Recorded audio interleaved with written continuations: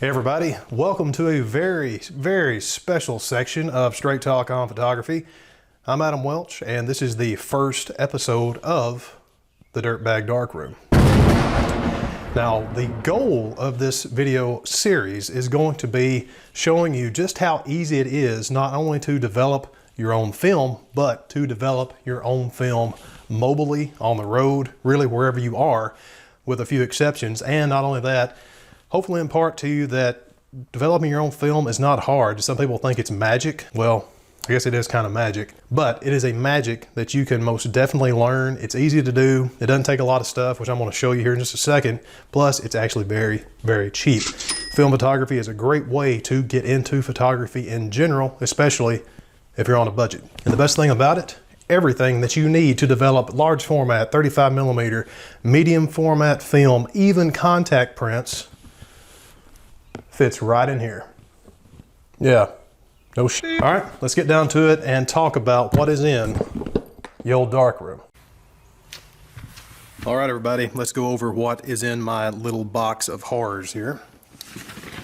The Dirtbag Darkroom, completely self-contained. Again, it's aimed towards versatility, mobility, and really enabling me to develop as many different formats of film as I can from the road. Now, this is, again, this can handle 35mm medium format, that's your 120s, your 6x6s, 6x7, all the way up to large format 4x5. So let's jump right in and see what we've got. Some of this stuff is going to be optional depending on the type of film that you want to be able to develop, and I'm going to list off each one of those that you may or may not need as we go along, and I'll definitely highlight some ones that you do. First item. Little measuring cup here. This is something that I would highly recommend you have for measuring out your chemicals, and this is something I picked up kind of accidentally not too long ago when I got mine larger.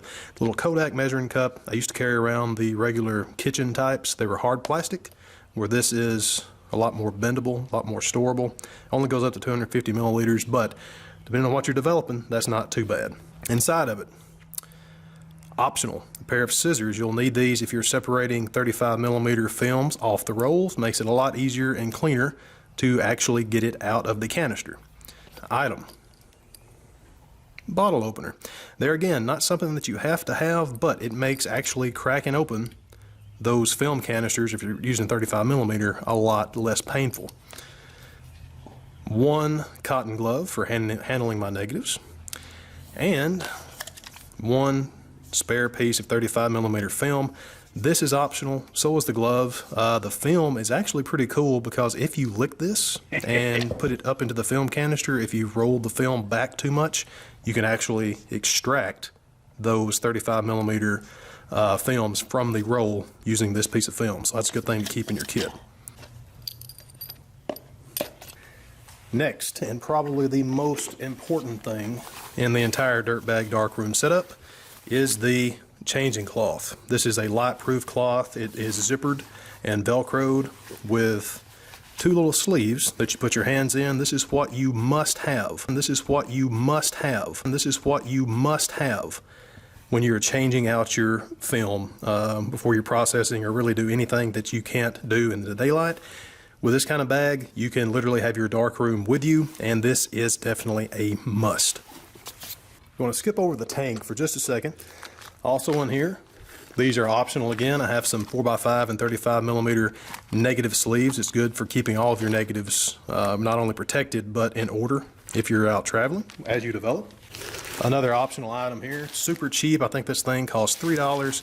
It's a little black tablecloth. I use it for setting up literally or light proofing any kind of closet or the bathroom that I might be in if I'm doing contact prints, or if I don't want to set up the dark bag. This is just something it's good to have. You can use it for quite a few things. So, little dark cloth.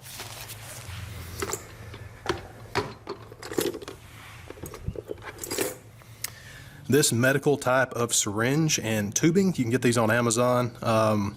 What this will let you do is measure out a large amount of chemicals and extract it from bottles using the tube in here. It goes from, I think, 1 milliliter. Yeah, 1 milliliter to 60 milliliters, which is going to be plenty for any type of chemical that you may be using.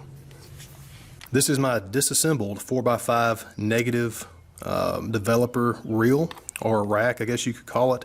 These will go together, stacked one on top of the other like that, and it can develop up to 4 sheets of 4x5 negatives at once. That brings me to the big guy here. This is a Patterson Super System 4 film development tank. This is the big guy. This is what I can use to literally develop any kind of film. I bring this with me because I'm going to be shooting 4x5 and 35 millimeter both. You open it up. This is of course a daylight tank, meaning that you can develop everything in the daylight after you change the film out in the dark and put it in the tank.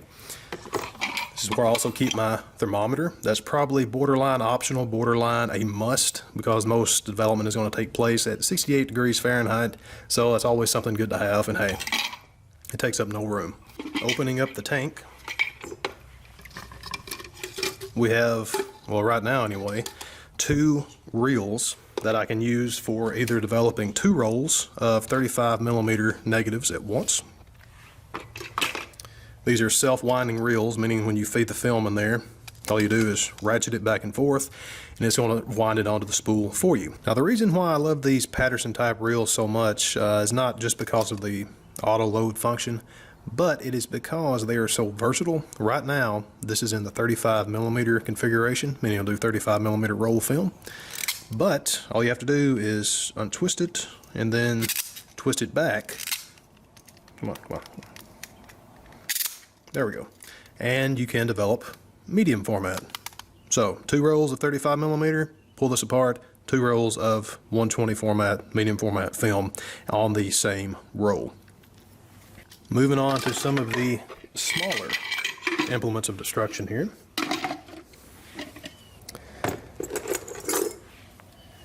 We have this little number. This is a film squeegee. This is another thing I've got in that hoard of stuff that came with my enlarger.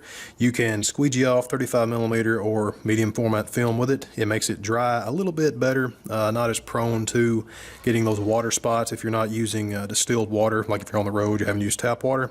That really does come in handy. Again, very much optional. This is just the little agitator rod that goes into the tanks. And even though these babies are small and very much non-technical, they serve lots of purposes. These are just shower curtain hooks, and I've put some super cheap paper clips on there. The reason I have these in here is to have a way to let my negatives dry. I can pretty much hang them anywhere after I've developed the film. Each one of these can do 1 roll of 35 millimeter hung from the top, and you can just clip another one at the bottom to weight it down so that the film doesn't curl up as it's drying. Or of course you can do the same thing with medium format or 1 sheet of 4x5 each, so I can have 4 sheets drying at the same time. So these are kind of optional, kind of not. I would carry at least some way to hang up your negatives while they dry. Trust me, you'll thank yourself. And lastly, we have these little guys here. This is of course very optional. These are just some cheap trays. I think I got them at Kroger or something. They're 6x9, so I can develop, are they 6x9? Yeah, 9x6, whatever. These are what I can use to actually develop some contact prints up to 5x7. Use one of them for developer, one of them for fixer. Then I just work out how I do my stop and my wash bath when I'm doing that.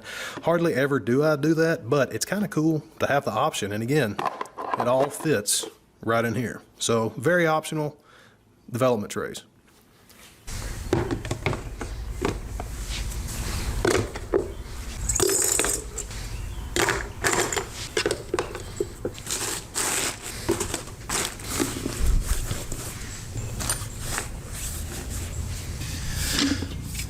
Okay, one quick thing before we shut this down. I mentioned the tank earlier. This is the big tank. This goes, oh, what does this go up to? I think 1,000. We'll call it 500 milliliters. That's how much liquid you need to facilitate the large format film development, plus the sheets are so long.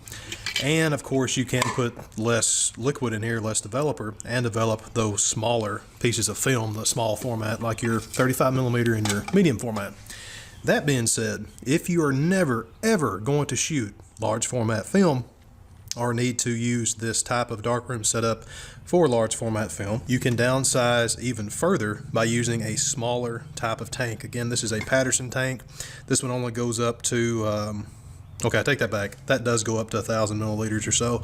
This one goes up to about 500. And if you look on the bottom of these, it'll even tell you how much you're going to need for whatever type of film. Now, both of these tanks are the exact same thing. This one is just smaller. It can facilitate 35 millimeter or medium format. And all you have to do is load up those two reels on the smaller spool that came with this tank, drop it in, and you're good to go. How about that? 2 rolls of medium format, 2 rolls of 35 millimeter, and it's that small. So if you know you're not going to be doing large format, I would highly recommend downsizing your tanks, and it's going to shrink everything down even more. All right, folks, that is it for the first episode of the Dirtbag Darkroom. This is going to be really fun, I can already tell. I hope you got something out of seeing exactly what was in my little traveling darkroom kit here, how versatile it can be, how mobile it can be. Next episode, I'm actually going to be developing a roll of film, or maybe a sheet of film, I'm not sure what I'll be shooting, out on the road. And we'll see all this stuff put into action in the real world. Now, in the meantime, I want to mention that at the end of this series, and I'm still not sure how many episodes it's going to be, I'm going to be hosting a little bit of a giveaway, kind of film themed. It is going to feature a free roll of the estimable Kodak Tri-X 400 tried and true film. It's a black and white, and I have some great swag from my buddy Stefan over at Buy More Film. He runs an online shop that caters to the folks who love vintage cameras like me, any kind of medium format, 35 millimeter. He may even have some large format vintage cameras on there. Anyway, he sells a lot of expired, hard to find film too. So I'm gonna put Stefan's website down at the bottom and in the description. Go and check his stuff out, because at the end of all of this, not only are you getting the film, the stickers and swag, but he is offering a 20% discount from anything in his store to the winner of this giveaway. Not only that, I've been thinking about trying out some Cinesteel Mono Bath. I'm gonna see how that goes, and if it's mustard, I'm probably gonna throw in a liter of that too. So you're gonna have everything that you would need really to get rolling your chemistry, the 35 millimeter film, and hey, some stickers, there's even some exposure charts in here. Plus you get 20% from Stefan's website. So yeah, it's kind of cool. To enter the giveaway, you just have to be a subscriber. And I want to mention that some folks in previous giveaways, I'm not sure if they didn't get the memo or whatever, but some of the winners never claimed their prizes. So I hate to be that guy. If you want to keep up with who actually wins at the end of the Dirtbag Darkroom series, you're probably gonna have to hit that little bell to be notified of all the videos. So you don't wanna miss out on that. So yeah, that's about it for this first episode of the Dirtbag Darkroom. I'm Adam Welch, straight talk on photography. Shoot more film.